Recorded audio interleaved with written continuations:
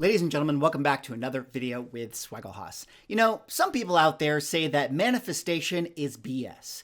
I say that if you put thoughts out there into the universe and have a comic book YouTube channel where comic book companies follow it, you can manifest anything you want. Because in this video, we need to talk about how GoCollect is now powering up with PSA. Man, oh man, this is the very first step, the very first crack on the fair market value stranglehold that CGC has on the entire comic collecting market. So in this video, I want to go over this big story coming out of GoCollect, talk a little bit about what it looks like it's going to be as far as their partnership with PSA, and also discuss why this is a very important first step for changing graded comic secondary market behavior. And lastly, talk about how CGC might be concerned about this. But of course, before I get into it, if you guys could like, comment, subscribe, I appreciate it. Help support the channel doing things.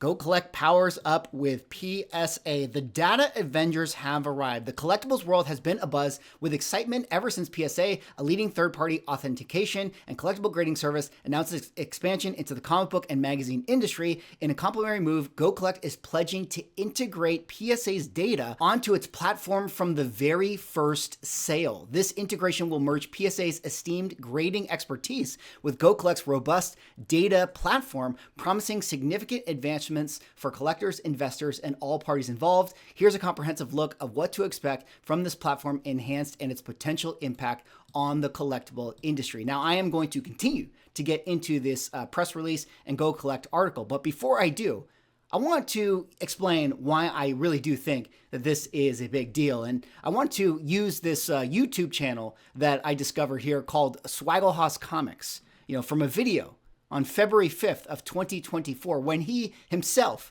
wrote a letter to that of the pricing services. And I thought he actually had a really good point. So I want to play this clip and actually discuss it once again.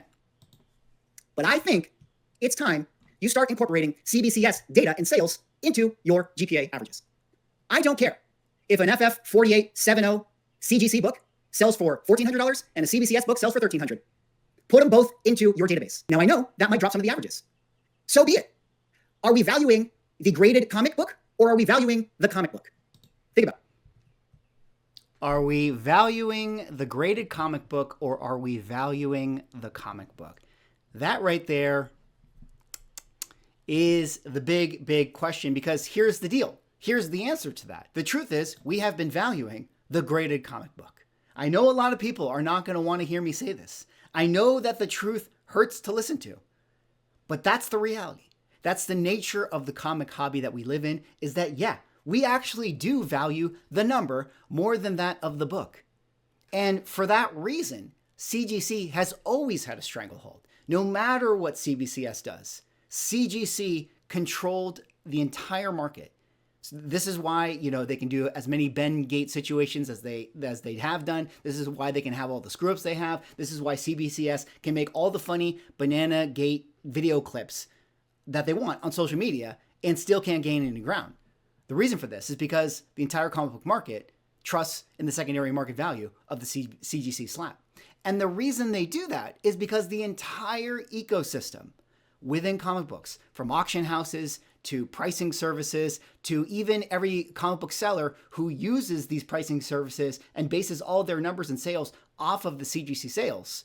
Nobody uses Overstreet anymore. If you use Overstreet, you're kind of being silly, because I will go to your store and buy every single fair market value based on the Overstreet price all day, every day, because let's face the facts. Overstreet, by and large, is kind of wrong with all of their prices because it doesn't incorporate the current market. And the current market only exists and operates off of that of CGC.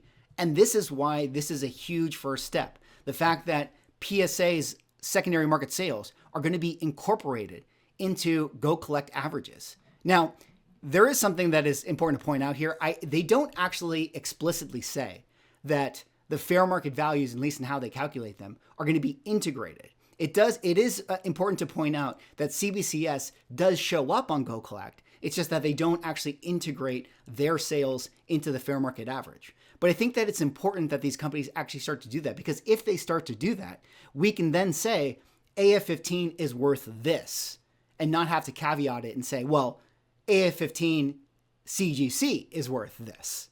A CBCS is whatever, 5% or 10% less. But I digress on that talking point. Let's carry on with the article here. The importance of PSA trust factor just got supercharged. We're thrilled to venture into comic grading this summer. Now that's kind of interesting because we haven't really heard much from PSA for a little bit now. I think they were the talk of the town at the end of last year, but it's been kind of quiet here in 2025. Although I've always speculated that San Diego Comic-Con is probably going to be their big sort of announcement launch, and that would track with this quote right here. Bringing collectors a new and attractive option for preserving the value of their comics. To ensure the highest standards, we've designed a secure holder that nods to the iconic PSA label with a modern twist, and we've assembled a team of seasoned comic book graders whose extensive experience ensures that every book is graded with precision and integrity.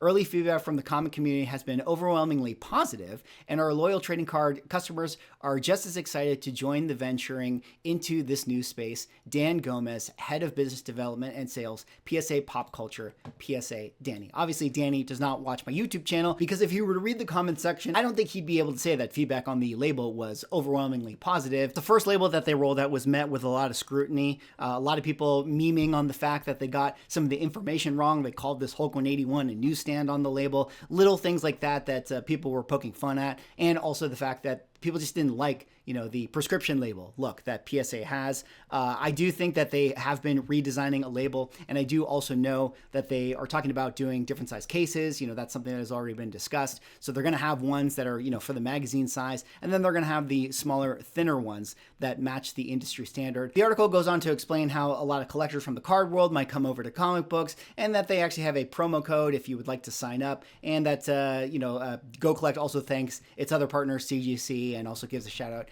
to CBCS as well. But it's kind of big news, in my opinion, coming out of the GoCollect side of things, integrating PSA into their space. They're going to have access to PSA's database. They're going to have access to PSA's census, which is actually very, very good to hear that PSA from the get is going to start with the census, which in my opinion, if they didn't do something like that, that would have been dead on arrival. I mean, one of the biggest issues with CBCS, besides all the things that we've talked about in this video already, is the fact that their registry and their census is just all over the place. It's not very user-friendly, and that has always been a sticking point for them. So hopefully PSA has a decent one when it comes out.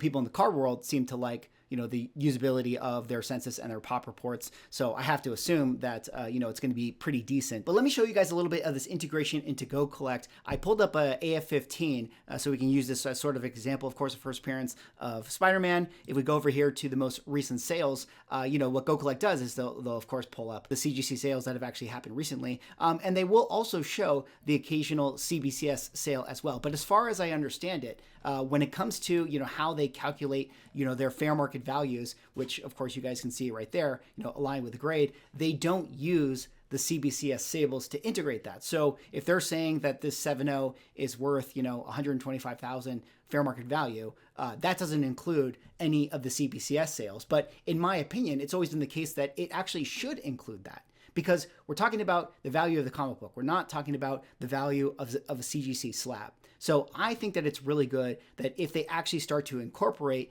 the PSA sales into the fair market value, even if PSA sells for less and that drags down the fair market value, again, I think that it's good for people to know what the value of the comic book is selling for, not what the high-end value or the highest possible value a book could sell for, because that's not really, the average of the fair market value.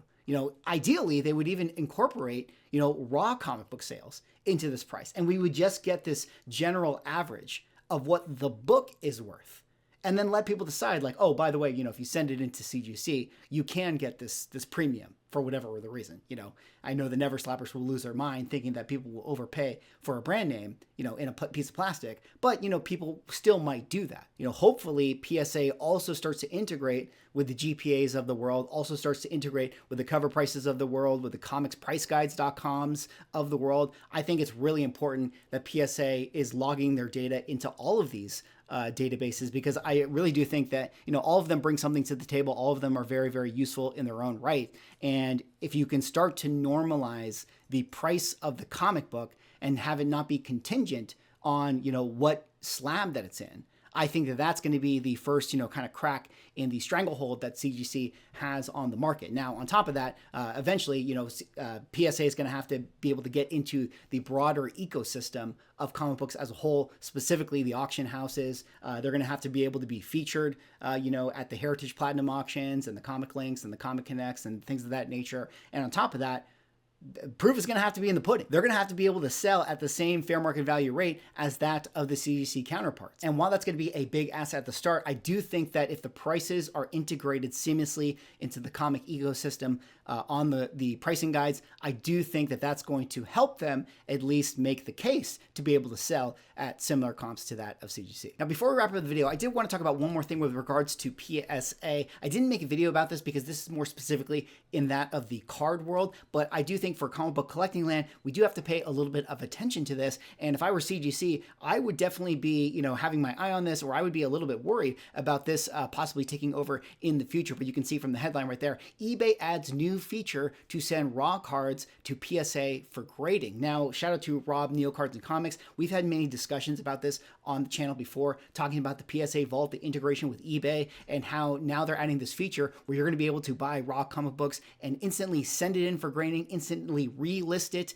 as the graded comic book or the graded card in this particular instance, without actually ever having to have that product in your hand, without actually having to deal with any of the mailing back and forth. And this is going to increase, the volume and the transactions that actually happen for, this whole secondary market collectible world. So as it relates to this video and this video topic, the more PSA starts to integrate with these pricing services that maybe can start to equalize their fair market values. And then once you add in these additions that they have and the integrations into eBay and the ease of use and the quick flips, I know the Never Slabbers are losing their mind right now, but once you start to have these integrations, this is going to make people want to use these services and maybe consider using PSA, because even if it is the case that PSA sells at 5% less, if you can minimize the amount of downtime that it takes for you to send in a raw comic book, get it graded, and then relist it onto eBay, flippers are going to take advantage of this, and they're not going to care that it sells for 5% less, because if they can make their margins regardless,